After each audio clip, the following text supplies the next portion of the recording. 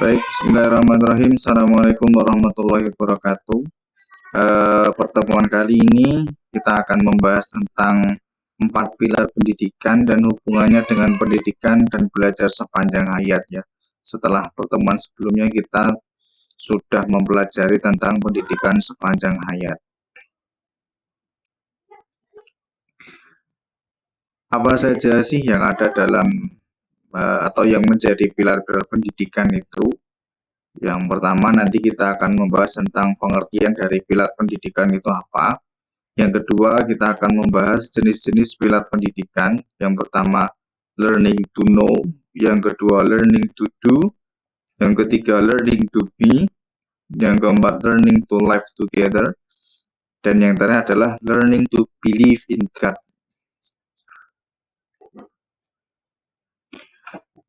Pertama-tama kita perlu mengetahui pengertian dari pilar pendidikan itu sendiri. Apa sih pilar pendidikan itu?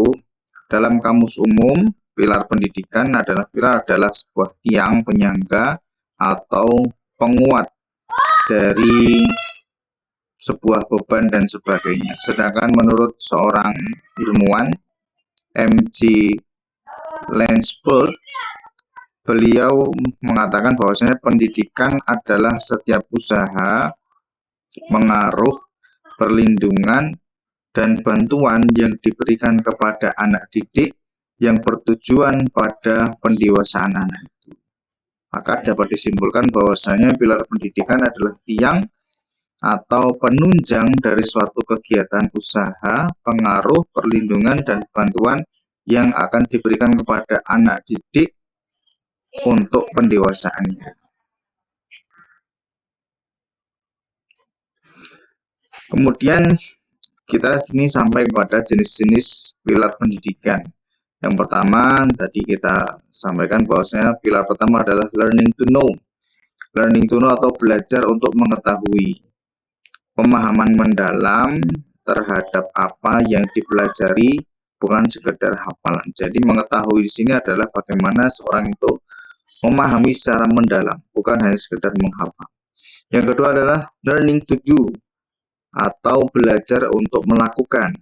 Maka setelah kita paham, setelah memahami, langkah berikutnya adalah bagaimana menerapkan pengetahuan itu ke dalam sebuah tindakan.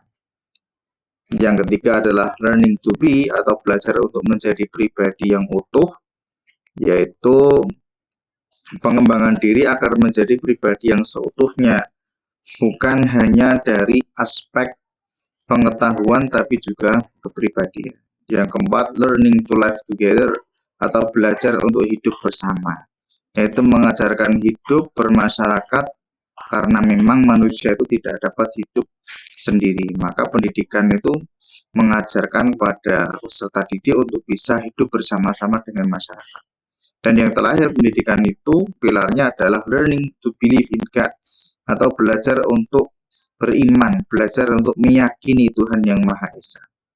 Hal ini membantu peserta didik dalam menjalankan tugasnya sebagai makhluk yang religius.